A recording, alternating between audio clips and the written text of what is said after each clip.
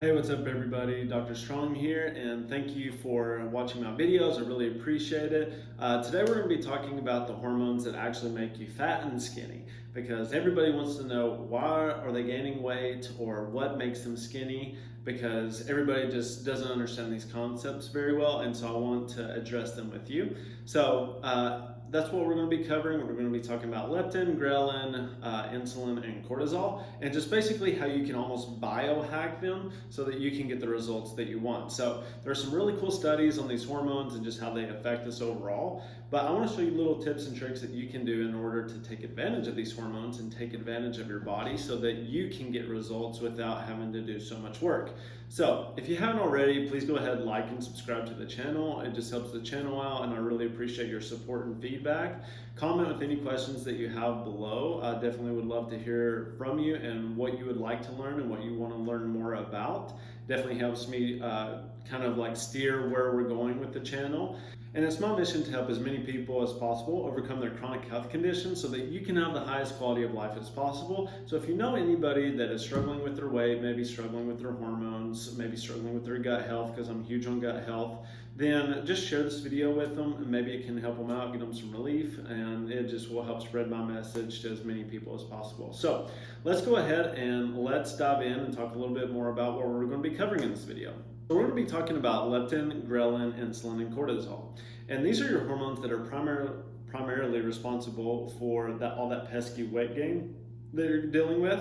And while there are other factors that play into this, understanding these hormones can help you hack your body for optimal function. And when we work on how our body functions, we overall get healthier, we overall get fitter, we overall feel better, we're more productive, we can be better to our family, to our spouses, to everybody. So that's the mission, is to make you feel better overall so that you can go and enjoy life. So let's dive into these hormones. So I'm just going to throw up a picture here so that you guys can kind of follow along, and then I'm just going to be talking about these hormones as we go. Okay, so let's talk about leptin first. So leptin, it definitely is responsible for decreasing appetite, and then it's found in the fat tissue in the body. It's also secreted by a part of the brain called the hypothalamus, and it sends a signal to the brain stating that you are full. So it's the hormone that's responsible to say, hey, I'm full, stop eating. And it's induced and activated by insulin and other emotional stress. So if you're eating, then you're going to secrete insulin, and that's going to have a feedback loop to say, hey, like, need to decrease my appetite, like we're getting full. And then the emotional stress, sometimes you feel like eating more, but there are other times where you're just so stressed out that you don't even want to eat anything. And then this is also inhibited by short-term fasting. So if you're doing fasting anywhere from 24 to 72 hours, then a lot of the times it will inhibit this and you'll actually get hungrier. Now, although leptin reduces appetite as a circulating signal, obese individuals still generally exhibit a higher circulating concentration of leptin than normal weight individuals due to higher percentage of body fat, because remember, leptin is found in fat tissue. So the more fat you have, the more leptin you're going to have.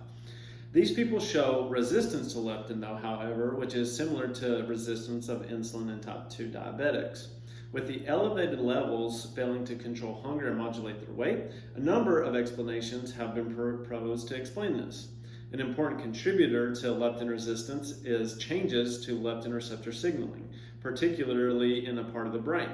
And deficiency or major changes to that receptor are not thought to be a major cause.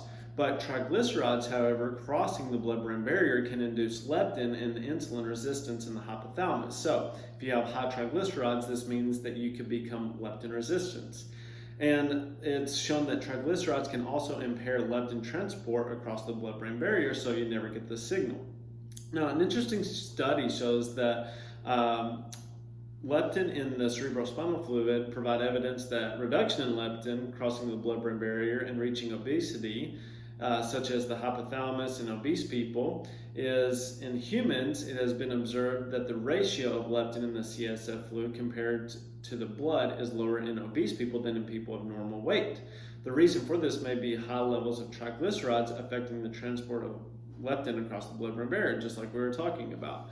So that means that if you are overweight and you have high triglycerides, one of the issues is that you may not be able to get leptin, and you may not be able to get that satiated feeling, and that will cause you to eat more and more, because if that's not getting into the blood-brain barrier, then you're never going to get that signal to stop eating. So that's why it's very essential to know what's going on with your triglycerides and what's going on from your dietary standpoint. Now, when it has been suggested that the main role of leptin is to act as a starvation signal, and when levels are low, to help maintain fat stores for survival during times of starvation. Rather than a satiety signal to prevent overeating, leptin levels signal when an animal has enough stored energy to spend it in its pursuits besides acquiring food. This would mean that leptin resistance in obese people is a normal part of mammalian physiology and possibly could confer a survival advantage. Leptin resistance in combination with insulin resistance and weight gain is seen in rats after they were given unlimited access to palatable, energy-dense foods. This effect is reversed when animals are put back on a low-energy diet, and this may also have an evolutionary advantage, allowing energy to be stored efficiently when food is plentiful, would be advantageous in populations where food frequently may be scarce. So, there's a lot of conflicting information about leptin and what's going on. But the overall picture is that it definitely is supposed to decrease your appetite. And what we have found is that there are higher levels in people who are overweight and obese, because it's saying that the body has enough fuel that they don't need to go look for food or anything like that. And they can just continue to either be lazy, or they don't have to go out and find food because they have enough. Now, the opposite hormone is ghrelin, which increases appetite and is produced by the brain and also the stomach. And it actually causes hunger and gastric motility, or the moving of food particles throughout the stomach. Now, it also increases gastric acid, and it's induced and activated by hypoglycemia, so low blood sugar and low body weight. And it's inhibited by gastric distension or stretching. So there's a feedback mechanism that once you get enough food in your stomach, that it'll actually shoot up to the brain and say, hey, like, I've got enough food, I don't need to eat anymore. So that's why that stomach stretching can be beneficial. Now, with this, it's produced by cells in the gastrointestinal tract, especially the stomach, and it's often called the hunger hormone. And because it increases the drive to eat, blood levels of ghrelin are highest before meals when hungry and return to lower levels after meal times. And then ghrelin may help prepare for food intake by increasing gastric motility, so that way you can move food through the digestive tract without getting like that bulky feeling, or feeling like you're like going to throw up, or it's backing up in your esophagus. And then also stimulating the secretion of gastric acid. Now, it acts on certain cells in the brain, and in the brain, it participates in regulation of reward cognition and learning, memory, sleep-wake cycle, taste sensation, reward behavior, and glucose metabolism. So this also feeds us why when we eat food, we get that reward mechanism. And that's why sometimes with ghrelin, you will also get where you want to eat more and more, because you're getting that reward and dopamine response.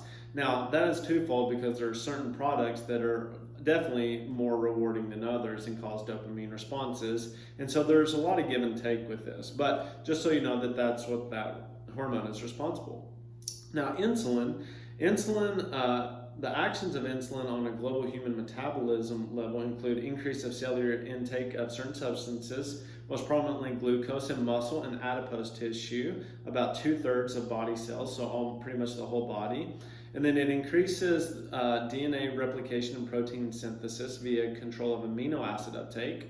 And then it modifies the activity of numerous enzymes, and then stimulates the uptake of glucose. Insulin decreases blood glucose concentration by inducing intake of glucose in the cells. And so this is possible through certain transporters in the cell membranes of muscle and fat tissue, which allows glucose to enter the cell. Now, with this, it also increases fat synthesis because it needs to tell the glucose where to go. So with this, insulin forces fat cells to take in blood glucose, which is converted into triglycerides. So how does this tie back into the leptin? So think about that. If you are constantly eating and secreting insulin, then you're going to produce more triglycerides, and then that causes leptin resistance. So that comes in with eating a lot of your simple sugars. Now, decrease of insulin causes the reverse. So we can say that if we decrease the amount of sugary carbohydrates and simple carbohydrates that we eat, we're not going to, this is why keto can work so well, because we're going to decrease the insulin response. Now, it also increases esterification of fatty acid, forces adipose tissue to make neutral fats, triglycerides, from fatty acids, and decrease insulin can cause the reverse. So same thing right there. Decrease lipolysis, so that's actually the breakdown of fats, forces reduction in conversion of fat-said lipid stores into blood fatty acids and glycerol. Decreases of insulin causes the reverse. So we can say that for periods of time, we want to decrease the insulin response because it's going to lead to less triglycerides, and also it's going to lead to less fat. So basically that's all you kind of need to know. There are some other things that I have written down, but I don't want this video to go too long. But basically you can see that the big picture here is that we need to decrease our insulin response because it's going to decrease our we need to decrease our insulin response because it's going to decrease our triglycerides, which is going to allow leptin to be activated more so that we can have that satiated feeling. And we also need it because it's going to allow us to break down fat more, which is also going to allow us to utilize those triglycerides that we already have so that we can get that leptin actually working on the brain and not inhibiting it and preventing it from going through the blood-brain barrier. And then the last one, and one that I harp on all the time, is cortisol. And this one is known as the stress hormone, and it's secreted in times of high stress. And it has four main functions, which include blood sugar control, regulates metabolism. This ties heavily into your thyroid hormone, which I did a video earlier, so go check that out. And regulates your immune system. So if you're getting sick all the time, then a lot of times it can be due to chronic cortisol secretion. And then it also regulates inflammation in your body. So if you have fibromyalgia, if you have any type of RA or anything like that, you probably have some sort of cortisol irregulation.